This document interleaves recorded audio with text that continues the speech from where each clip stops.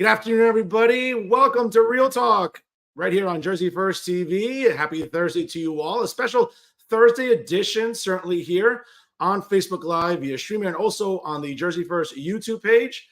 And I appreciate you guys tuning in from wherever and however you may be doing so right now. This on the 9th of November in 2023.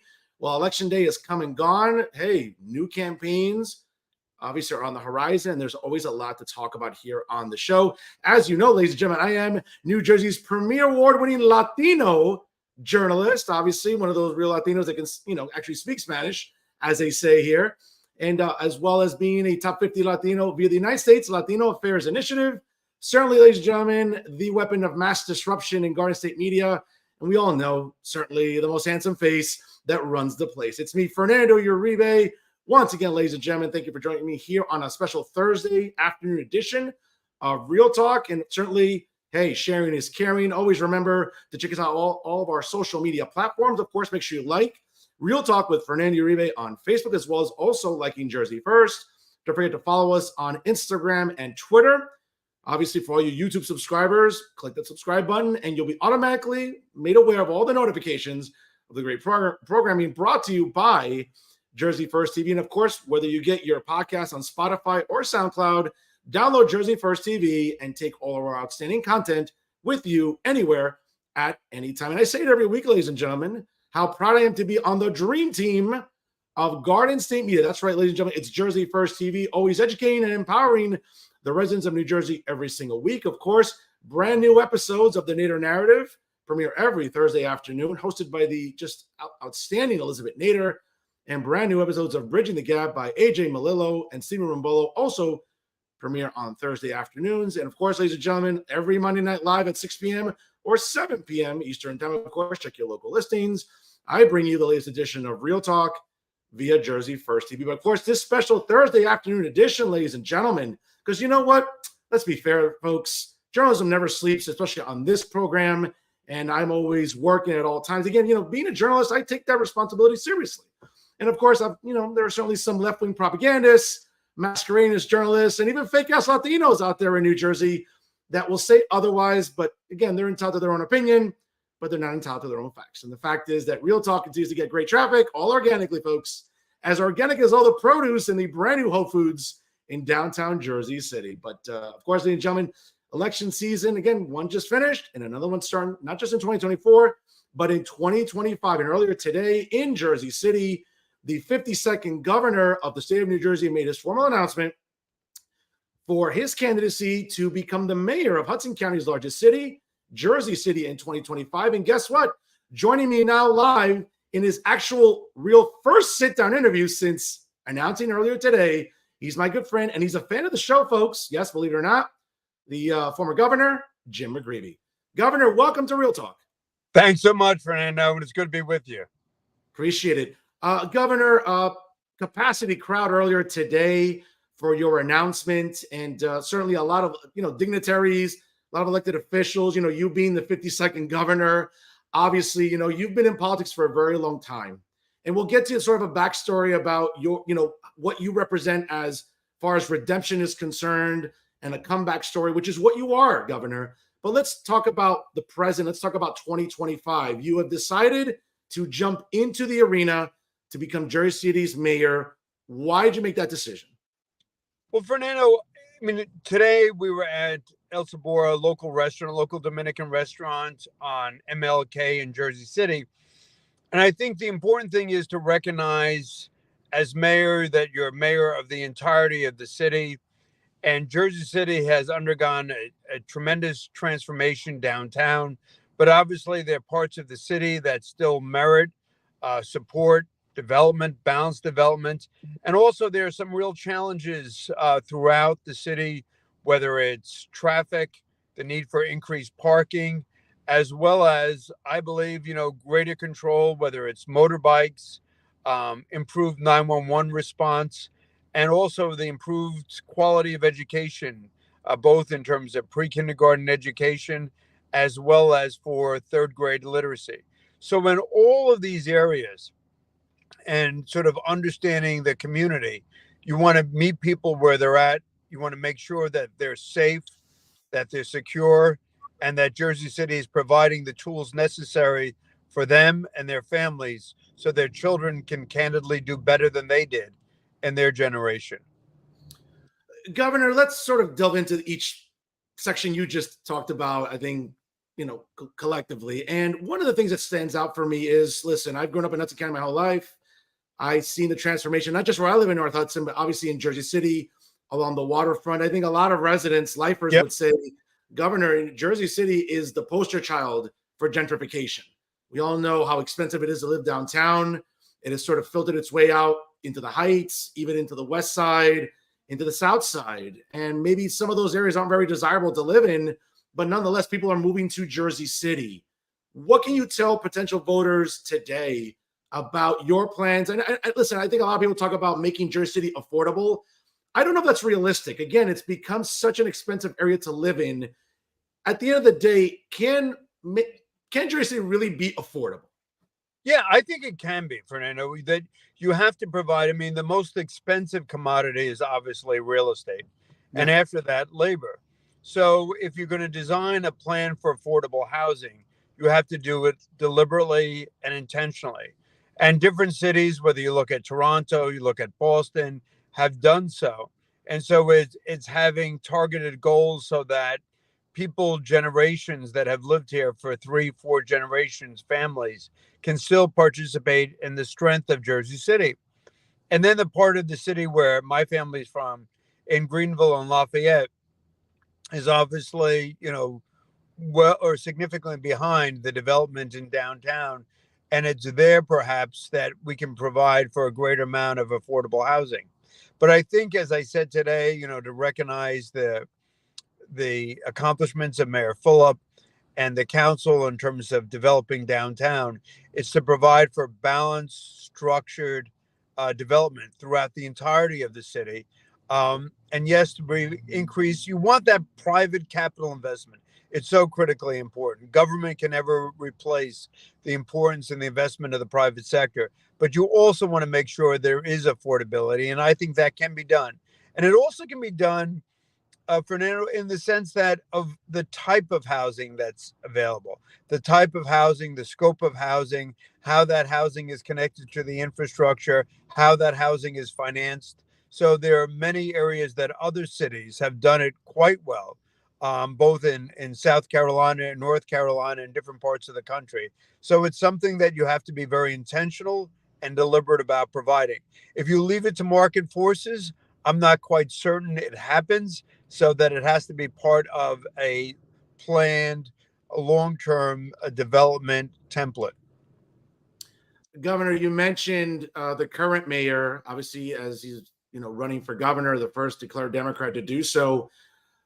Governor, there was a time when you and Mayor Fulop did not get along, and that was well documented. I'm assuming a peace hasn't made, the hatchet's been buried, as the accolade, obviously would say. What's the status of your rapport right now with Mayor Fulop? Well, I often say that, Mayor Fulop gave me the opportunity, for which I'll always be grateful, to lead Jersey City Employment and Training. And it's there, candidly, we started the beginnings of the New Jersey Reentry Corporation and providing an opportunity for training and to provide for wraparound services for individuals coming from state prison and county jails and addiction treatment. And then, we had a disagreement, but, that happens in life. And so I think, at this part, what I look to do is each of us has a different focus. I think for me, my focus is on affordability, on providing safe and clean streets, increased parking, beginning to tackle congestion, and lastly, education. I think that's so important. If we want to have a world-class city, we need to have a world-class educational system. Listen, I'm a fan of education, as you know, and we'll get to that in a moment because I'm really interested about what your policy prescriptions are going to be for that. But again, getting back to Mayor Fulop, obviously, I'm not sure if he's actually endorsed you yet. I know you've got Oh, he has. Has not. He has not. Okay. We know that presently you've gotten one of the biggest endorsements there is, and that's from my mayor and state senator, Brian Stack. And I would argue that next to the governor, the Senate president, and the assembly speaker, I would say that State Senator Stack is probably the fourth most powerful person in New Jersey. He gets out the vote.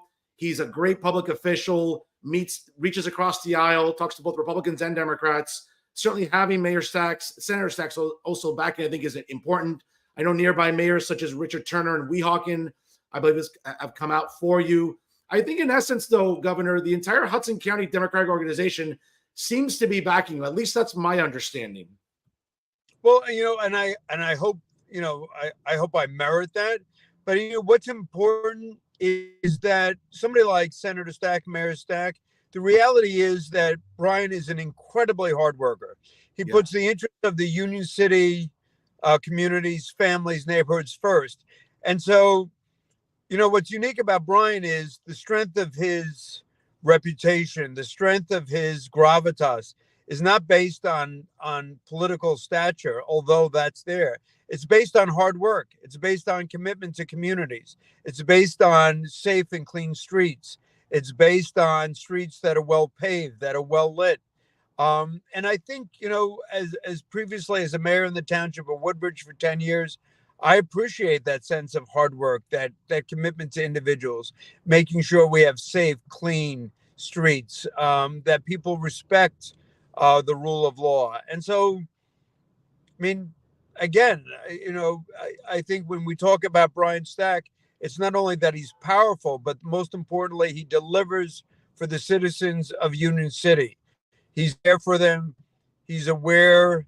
He's compassionate, whether it's a fire, whether it's a family who's sick, whether it's an elderly parent, whether it's a hungry family. There are few people who are as committed.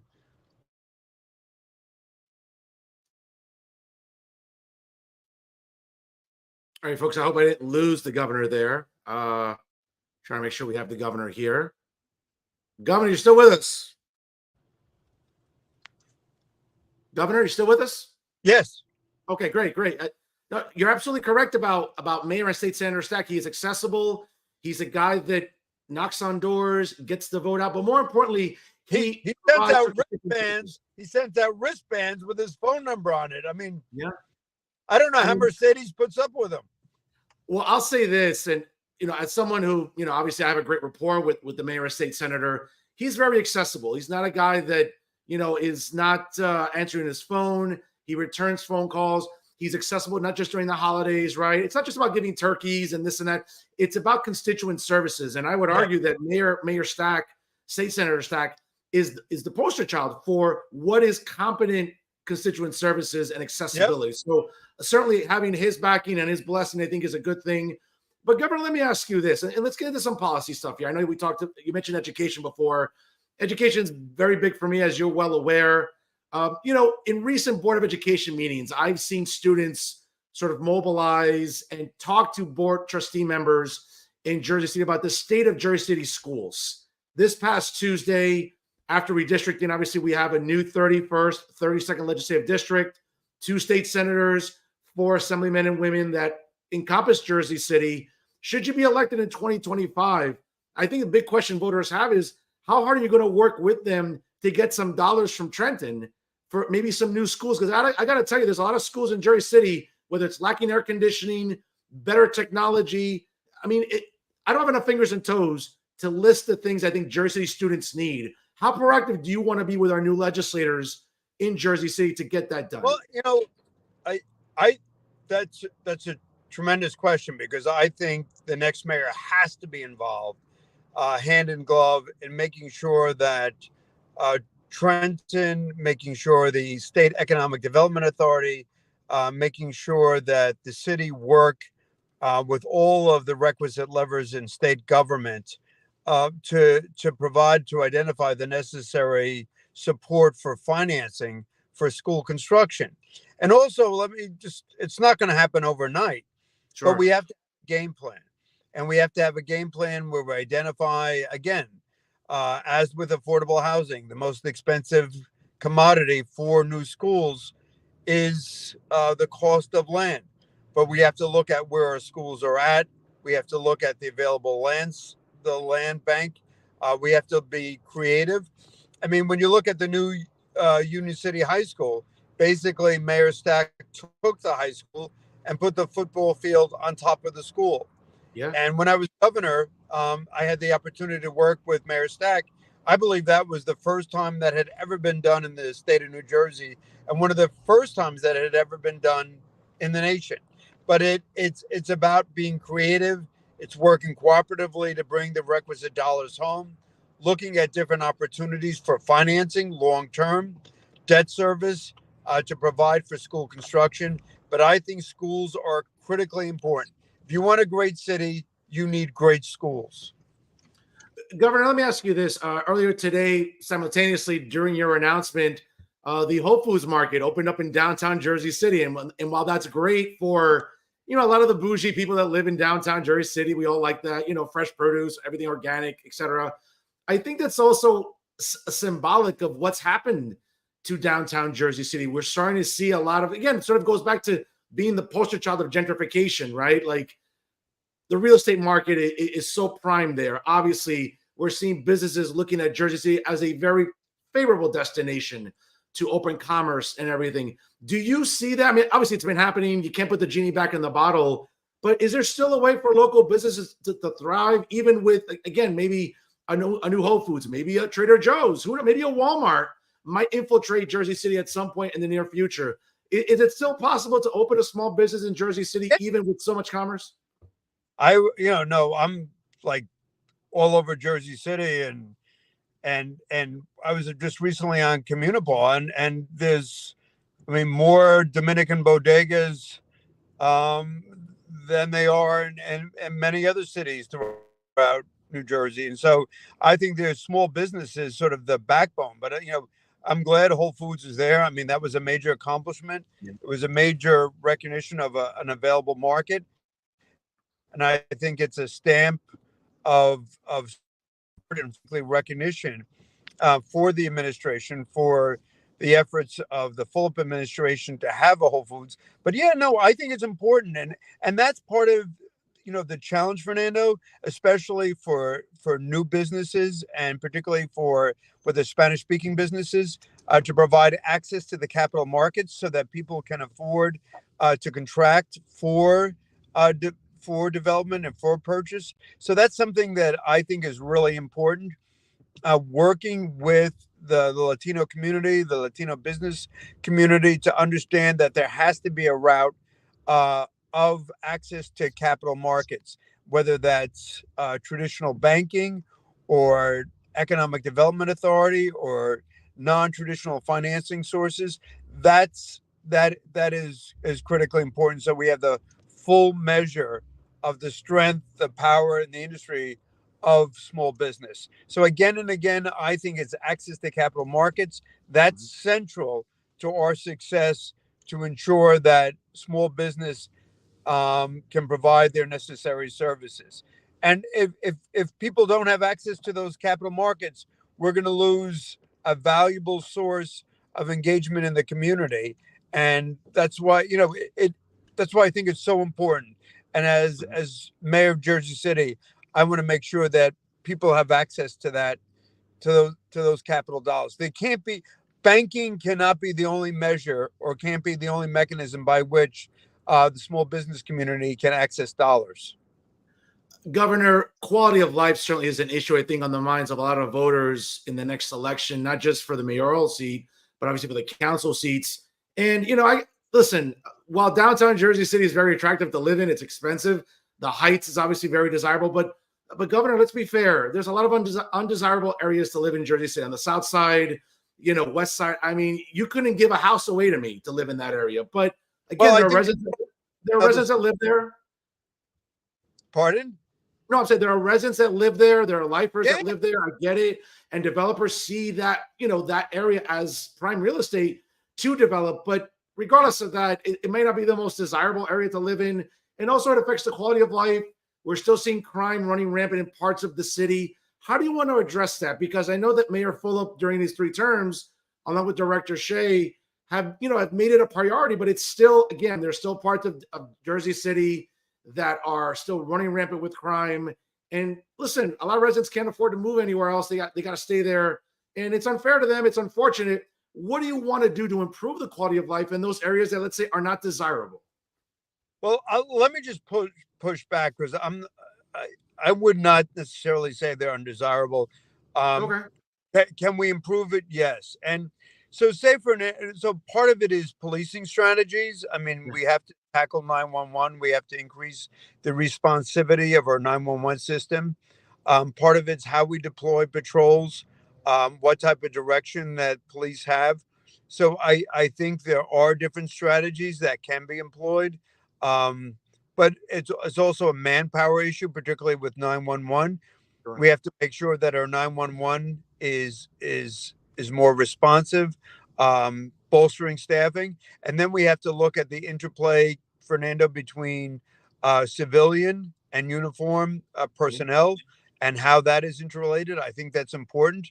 Uh, so you have to, in a police structure, you have to understand the importance of uniformed personnel being in critical decision making.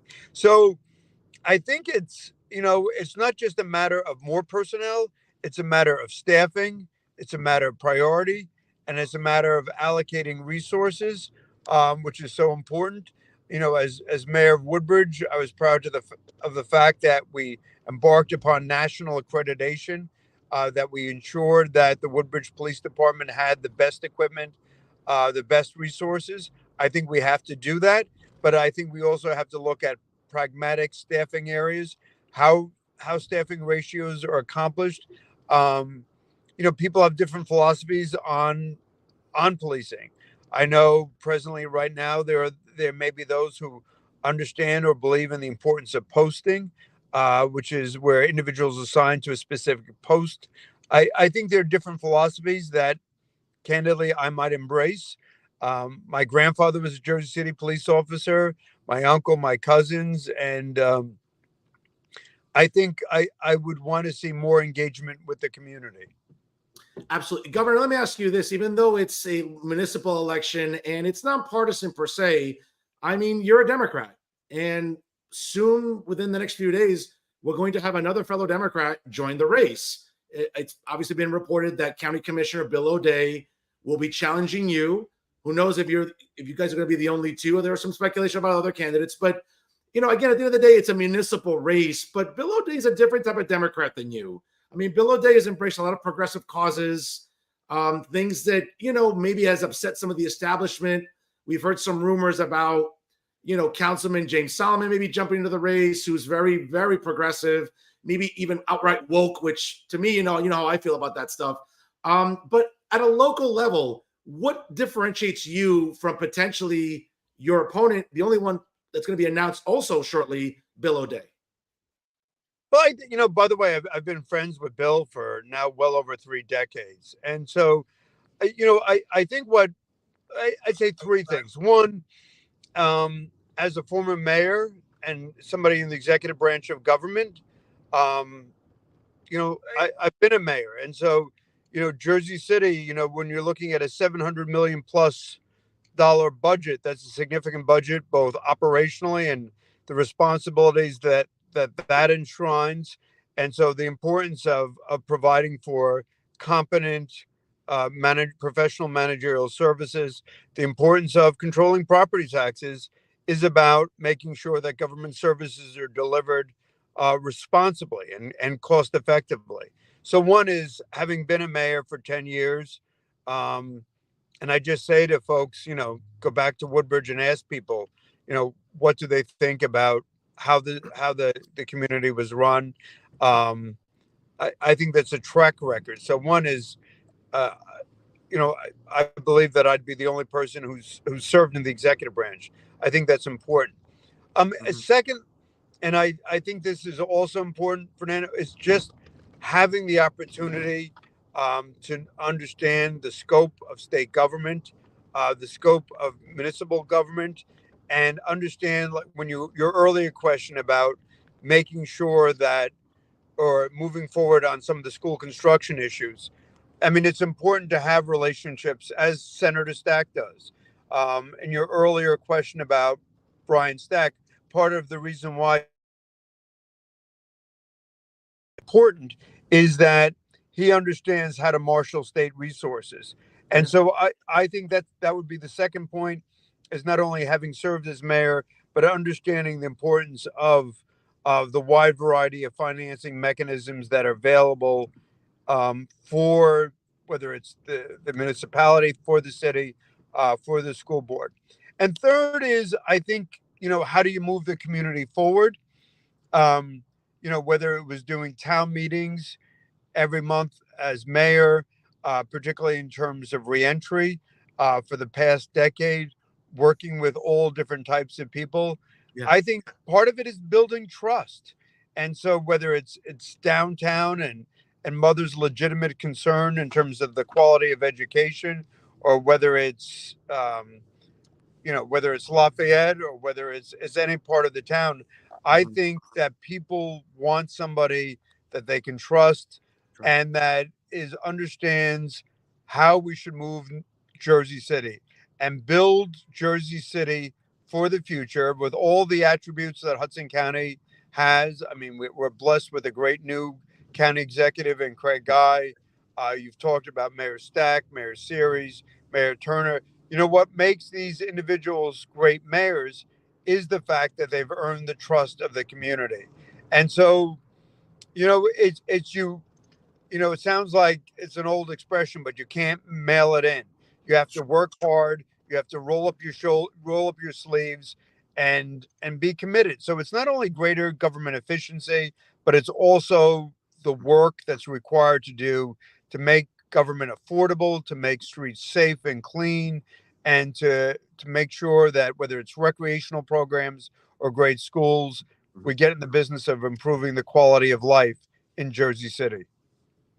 Governor, it's coming on 20 years now, and it feels like yesterday.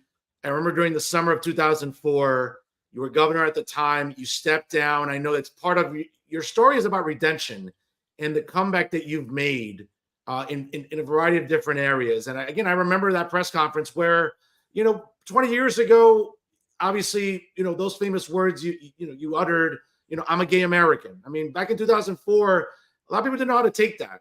And obviously times have changed. Sure. Times have changed a lot since then. I know that you've pursued religion. You've become a minister. You've worked with, as someone who worked in criminal justice for 10 years, I know what it's like to walk into county jails and work with people that are incarcerated. I saw it firsthand. People that were disenfranchised by like antiquated drug laws and things of that nature. And you've done that. And again, you represent a comeback story from someone that was very entrenched in politics, someone who stepped down for, again, your personal reasons, okay? And in the time since then, you've become an integral part in tens of thousands of people's lives, people leaving, prisons. And we all know that, once you get incarcerated, there's always that possibility of a revolving door, recidivism, et cetera.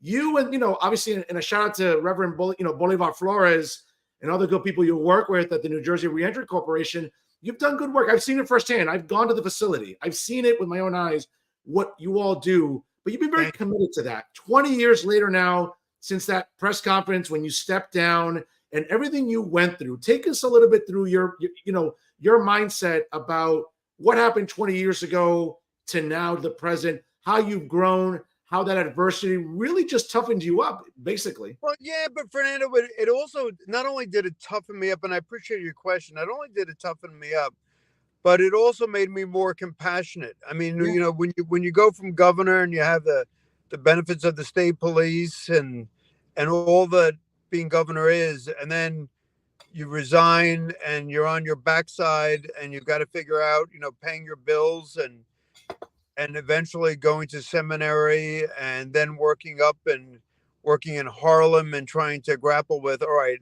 not only paying your bills, but looking at people coming home from what they call football time. I mean, long swaths in prison. You realize that we're all pretty much built the same way. I mean, we need a roof over our head, 3 square meals a day, a life of purpose, God willing, something to do that has meaning, and hopefully loved ones in our lives. And that was profound for me. And I often say I wouldn't trade anything that I've been through because it's made me a profoundly different person, a different human being in the sense of more compassionate. And I think being outside of government, Fernando, has been a great blessing. For literally for 20 years being outside government, trying to make things work, trying to make services available for people. That's been my work every single day. Seeing people, that come out with an NJDOC, Department of Corrections ID card, it Sure. not being accepted. So I've, you've seen government work and you've seen people be frustrated. And so I think it makes me just a better person. God willing, it'll make me a better mayor. Governor, again, the adversity you went through is admirable. I can't say it enough, and I'm not saying this to sort of bloviate here, but the comeback story that you represent, I think, is inspiring for a lot of people. Having said that, there's going to be some cynics out there, Governor, that are going to say, Sure. why, after being out of government for so long, and you've done great work with the New Jersey Reentry Corporation and the wonderful staff that you have, making a difference in tens of thousands of lives, not just for like former inmates, but their families that Yep. have to help these men and women sort of reintegrate back into society, be productive. Again, avoid recidivism. A lot of people are going to be like, why is McGreevey doing this? I mean, again, he's been doing good work outside. Why bother getting back into the stress and the rigors of government? What are you going to say to those people that are going to be cynical about this? I think, Fernando, what I say is, I've seen government work and I've seen it not work. And ultimately, say when we talked about earlier about affordable housing, we can work our backsides off to find people affordable housing with more or less success, probably less than I would want. But the only way to change it is to change it from the inside. And that's what's so important. So that being a mayor, whether it's improved quality of education, whether it's increased parking, tackling congestion, save communities, there are only certain things that a mayor can do, and for that reason, I think it's important. I can be outside as a change agent, but ultimately, at the end of the day, it's only as mayor that you can have access to the levers of government to bring sustained, meaningful change. Governor, you announced today the next big question is going to be who's running with you. And I know that obviously there are a lot of councilmen and women, incumbents that are looking to see what ticket they're going to join. There's a lot of rumors. I don't want to sort of put anything out there, but what can you share with us about any potential running mates right now on the council? I just think that's too early for that, Fernando, and I appreciate, but I think we're 2 years out. And so I think there'll be more than enough time for the end of the day to look. I think there are a number of qualified individuals that are looking at God willing, running as well as running with other individuals. So I'm optimistic that there are good people from the community. So I think there'll be more than enough individuals that will provide representation to their ward or to at large. So I'm optimistic, but I think it's probably too early to begin to predict who would be on a ticket. Governor, again, at the municipal level, it's nonpartisan. It's not really about party, but I've always looked at you as sort of a center-left Democrat. It would seem that again, the only other potential opponent you're going to have is not that. He's a guy that's very left of you, and that okay. Hopefully, folks will get the governor back. I know maybe reception he just cut out right now. Hopefully, the governor will join us again. Folks, stay with us here. It's 4:50 on the East Coast. We're still live. Oh, okay. We might have lost him for a second. Let's see if we can get him back. Folks, Governor McGreevey joining us here on the show. Hopefully, we can get him back here. I know he's en route somewhere. He's traveling, so hopefully, we're trying to see if we can get him back on here. Let's see if we can. Let me just try texting the governor. Let me see if I can get him back on here. Hopefully, folks, hopefully we can get Governor McGreevey on. Folks, sometimes technology doesn't always cooperate. We've had a really good about 30 minutes now with the governor, hopefully wrapping up soon. Hopefully we can get Governor McGreevey back on here. Oh, there we go. I think he's back. Governor, are you still with us? Okay, cool. Hey, I apologize. Cool. No, not listen. It happened. It's technology. What can you do? That's how it is. Governor, no, I was asking you before was again, the only other potentially declared candidate you're going to have thus far is County Commissioner Bill O'Day. I've always known you to be a center-left Democrat, nothing crazy, woke left, like we see some within your party moving. Bill O'Day's left of you, per se. But at the local level for Jersey City, is it really going to come down to, I think, just the issues? Or is it about like who can move more to the left in Jersey City, who's more woke, or anything like that? I just Fran, your question was a little garbled, but I think what's ultimately at the end of the day, it's not only the values that we share, but it's also what we do in terms of delivering service, and I think that's what's so critically important. And I think that when you look to a city like Jersey City, and that people will see, sort of announcing today at El Sabor on MLK is a demonstration of values and commitment to the community. But it's also what we do, because at the end of the day, it's affordability, it's the property taxes, it's the clean and safe streets. So it's delivering those nuts and bolts services. It's safe communities. It's educational excellence. So for me, it's always been about not only being a compassionate, loving human being, God willing, but it's also what we do to improve people's lives. Governor, when it comes, I know you mentioned property taxes a lot during the interview, and I appreciate it. I think a lot of residents watching today are going to be curious about what can be done to remedy property taxes, and I think it's a popular talking point during state elections, even municipal elections. But realistically, at the local level, whether it's cutting out spending on Grove Street, what realistically can be done, you think? Fernando? Yes, you hear me? Yeah, unfortunately, you're coming across garbled. Okay. So I'm at a difficult spot. So would it be to continue the interview? Maybe sometime later next week. Sure, absolutely. Governor, I hear like every other. Now it's every other 8th word or 10th word. Okay, Governor. Yeah, Governor. Maybe it's just a technology. I think it's okay. Okay. Well, I'm not sure what happened there with Governor McGreevey. Hopefully, we can get him back on here. Sometimes, folks, Verizon Fios. I'll tell you. Oh man, my goodness. I don't know if we can get the governor back on. Sometimes reception isn't great there. We'll try to see if we can get him back on here. Let's see if he'll get back on with us here.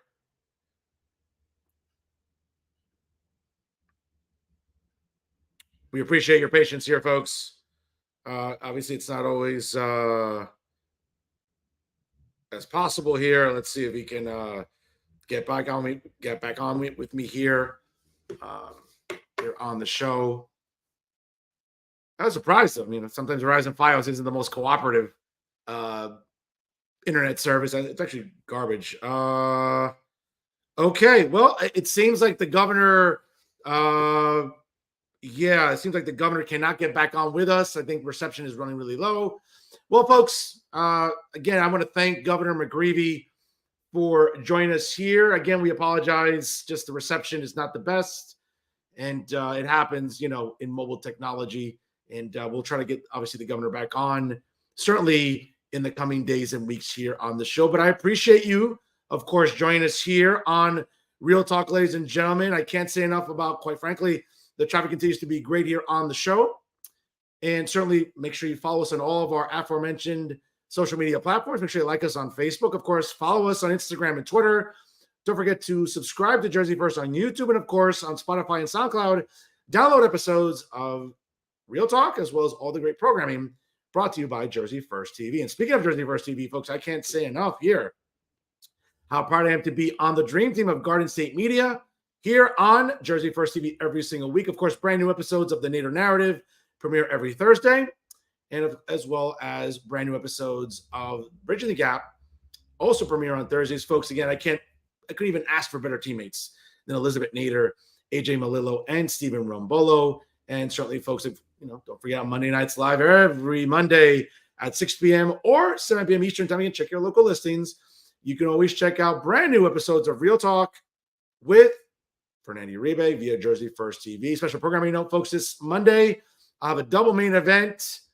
Joan Medidis from the Center of Cooperative Media at Montclair State University will join us at 7 o'clock, and at 7:30, the editor of the New Jersey Globe, David Wallstein, will join us to break down all the developments from Election Day this week. And certainly I'll have a lot to say about the NJGOP, Bob Hugin, and the entire Republican Party in New Jersey during Final Thoughts. You don't want to miss out on that one, folks.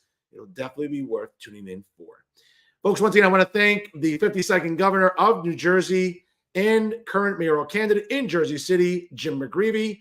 Again, we apologize for sort of the technical snafu there towards the end, but a good 30 minutes with him thus far this afternoon. Appreciate you tuning in, folks. And always remember, if it's unbiased, unfiltered, and unafraid, it's always Real Talk right here with Jersey First TV. I am New Jersey's premier award-winning Latino journalist. Yes, Latino journalist, speak it, read it, write it, not some of those fake-ass Latinos out there in New Jersey media and in general in New Jersey, as we all know that they exist. Of course, ladies and gentlemen, the weapon of mass disruption in Garden State media, certainly top 50 Latino as voted on by the United States Latino Affairs Initiative. And of course, we know it, the most handsome face that runs the place. It's me, Fernando Uribe, saying so long, everybody. Please party responsibly. We'll see you next time. We'll see you this Monday at 7 p.m. Eastern time for the latest edition of Real Talk via Jersey First TV. And thanks for stopping by.